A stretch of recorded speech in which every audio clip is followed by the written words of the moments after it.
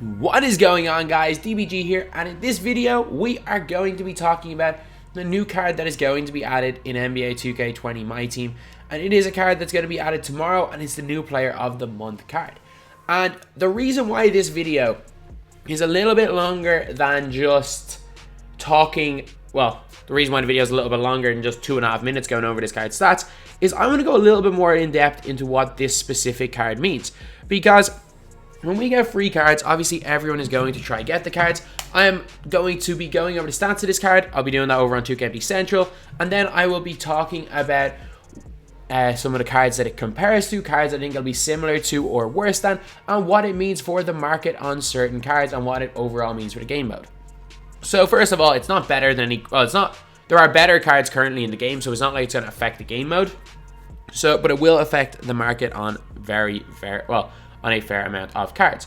So first of all, it's been confirmed by two bros that this is an unlimited reward, and if you guys have been looking at these rewards, you're suddenly seeing it actually glitches out. If you go 12-0 this month, it glitches out, which is a crazy thing.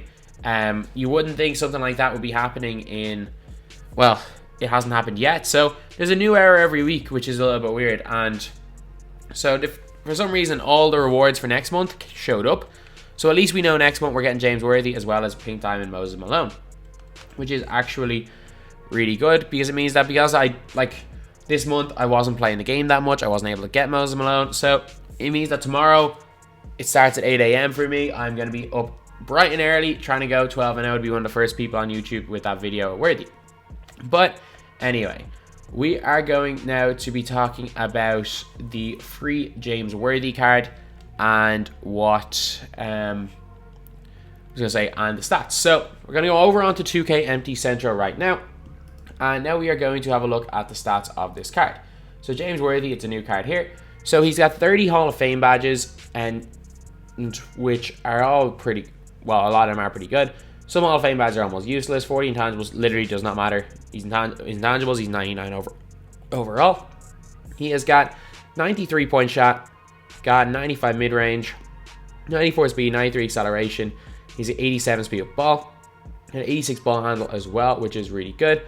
He has got 95 driving dunk. He's got post fade of 96, 92 hands. So he's got like basically 92 everything plus in inside scoring. Defending, got an insane interior and perimeter defense. Got a really good steal, decent block. Got great lateral quickness, and yeah, so this card is going to be, well, stats wise, he's fantastic. Finishing wise, he's got back down puncher gold, which actually helps him out a little bit. He has also got accurate back, consistent finisher, contact finisher, cross-key score, deep hook, strap stepper, lob city finisher, pick and roller, pro touch, relentless finisher, putback boss, shooting, catch and shoot, deep fades, difficult shots, flexible release, green machine, hot start, hot zone under, and pick and popper.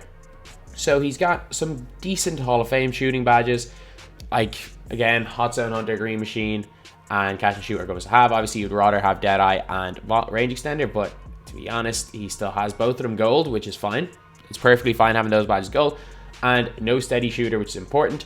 And we all know how good James Worthy's release is. It's not like as good as last year. I think he still is base 11, but it's not quite as good. He's got break starter, dream shake, post spin ignition, quick first step, Hall of Fame, gold dimer, which is good. No floor general, unfortunately. He's got, but that's not the biggest deal in the world, because at this stage in the game, you're going to be running with at least 2 guys with Hall of Fame floor general on the floor. So at this stage, you'd actually rather not have floor general than have like sometimes even gold floor general, because if you don't have another player with gold floor general on the floor, he doesn't get the floor general boost. So sometimes not having floor general is actually an advantage if you are running with certain players that have it in your team. He's got Hall of Fame clamps. He has got Hall of Fame intimidator as well, which is unbelievable. Pogo as well. So he's got a lot of the best Hall of Fame badges. Does he have pick dodger? He has a gold, which is good. Defensive leader gold, rim protector gold. So he's got a lot of really, really good defensive badges. So you're looking at this card overall, and this is an absolutely fantastic card. So look, he's got the important badges. So he's got every important badge in the game. He has at least gold.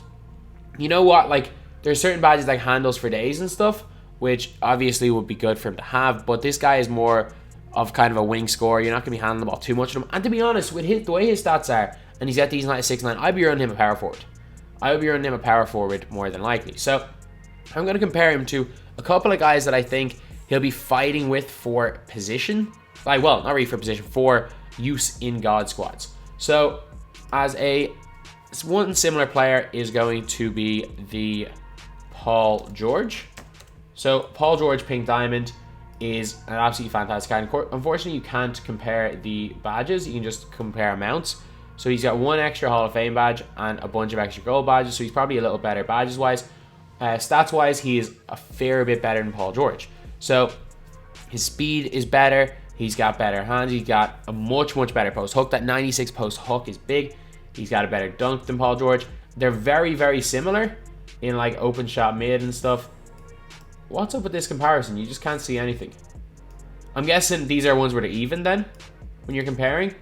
I'm guessing their on-ball defense is the same. Just 1 second. I'm just going to check with Paul George.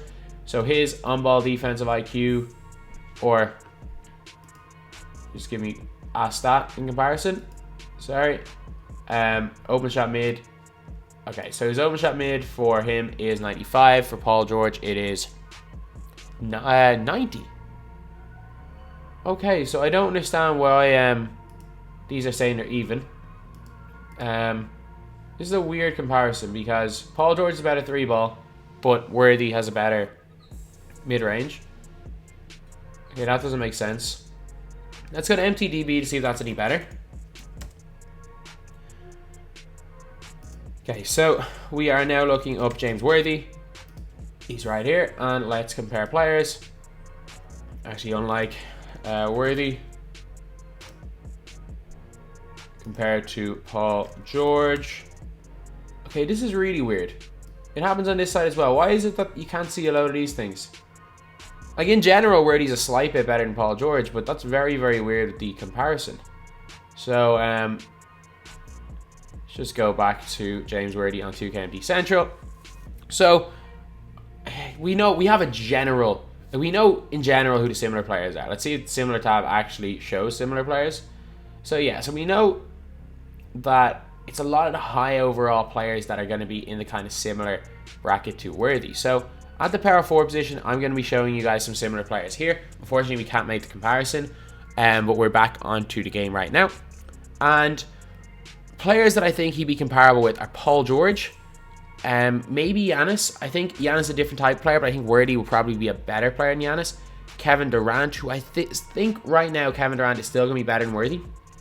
Like from looking through his stats, I don't think there's much that Worthy does better than Kevin Durant, except for his post hook. Kawhi Leonard is another one with the 3/4. I actually think Worthy is probably going to end up being a little bit better than Kawhi Leonard. Don't really quote me on that one, but I think he might be a little bit better.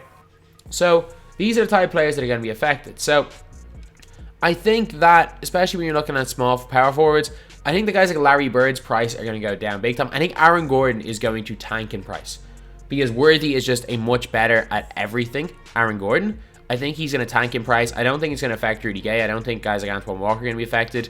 When you're looking at small forwards, I don't think any of the guys who can play at the 2 are going to be affected at all. And then the rest of them are kind of cheap. So I actually think that because he's a free card and he performs at a similar level to some of the best cards in the game, would he make my God squad? Maybe, maybe not, over Giannis. Like, that's where the debate is. I still think I would take Paul George over him, but very slightly. Kawhi Leonard, maybe Worthy over him, but he'd be there or thereabouts in my God squad anyway. And for that reason, I think he actually is going to have a little bit of an effect on the market. So if you have any really high-end small forwards / power forwards, and by really high-end, I mean, like, obviously, I'm not, like, this is a different system. I'm on PC right now because I can't use Elgato while doing screen recording for 2K20 Central, so I have to use it on this system. So pretty much we're looking at, where is it, moments cards, the likes of Jason Tatum. I think, I don't know what price he's, I know he's over 100k or thereabouts. I think he's going to tank in price because of that. I think Kevin Durant is going to go down a little bit in price for his prime set. I think he's going to go down a little bit in price. I don't know what price he is on console, but I think he's going to go down a little bit. Other cards that I think are going to tank are, because he's free, I think Paul George is going to go down a little bit. I think he's going to, it's not going to really affect Kawhi too much, or I think Giannis might go down a little bit as well. But I think the really high-end small forwards slash power forwards might lose maybe 50, 60k because of this one specific card. But anyway, yeah, that is the video. Obviously, he's a complete new card and literally the best reward we've seen. A little bit like when Baron Davis came out, we got the best point guard in the game.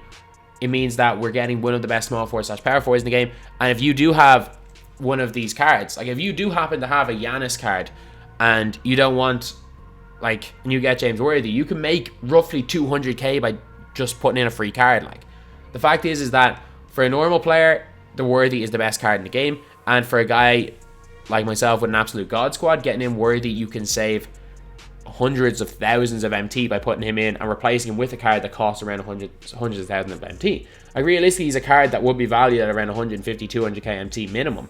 So that's pretty much what you're getting for winning 12 games in a row. So thankfully 2K have made their reward worthwhile this month. While again, I wish there was a second game mode, they've definitely made it worthwhile. But anyway, that's the video. Thank you guys for watching. Please like, comment, and subscribe.